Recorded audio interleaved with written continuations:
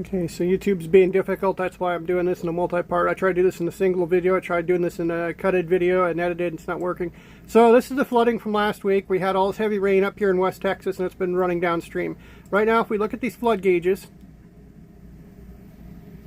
the water is starting to recede down, but it's still at flood stage, major flood stage. Now we come over here to this flood gauge here. This is a Cotulla. The water is still up. Let's see if I can zoom in. So you can see the water is still up there, and then as we go downstream, the water is going to come through here. And then you also over here, you got the Colorado River that is flooding, and they've actually increased the flood forecast on that one. That's just recent, a few minutes ago. So we'll look at that one quick here, or not. All right, so we got that fixed there, but you can see Colorado River right there flooding. So the big thing with all this data,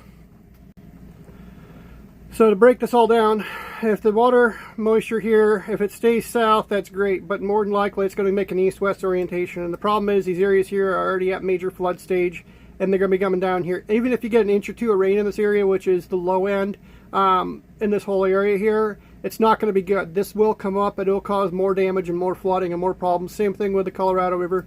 This whole area in here needs to be careful of flooding, because there will be flooding possible in this entire area.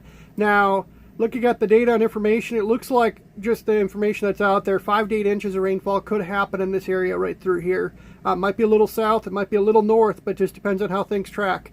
The big thing is that right now we got a high pressure here to the northeast, and we got a high pressure down here in Mexico. And this high pressure in Mexico is more over in this orientation here. So when this starts coming on shore, it ain't going to make a fast track out. It actually might slow down or stall. And if it stalls, it'll be really bad.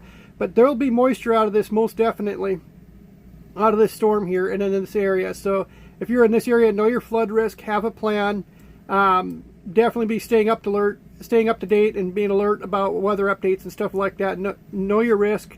There's a video I made on the FEMA flood maps to how to access it. If you got trouble with that, leave a comment and I'll show you how to get to your area on the FEMA flood map.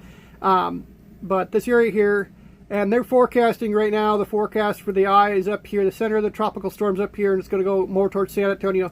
So regardless, this moisture is going to be down in this area. So no matter which direction you look at this data and this information, this area here is going to get moisture. It's going to get a couple inches of rain, and that's not going to be good, and it's going to make the flooding worse. So be prepared, have a plan, stay up to date, evacuate if you have to. If the water starts to come up, don't wait for a warning. If the water's there, it's time to get out. That'll be it for this video. This is part 2. I'll do a part 3 later on with some of the other data and information on this.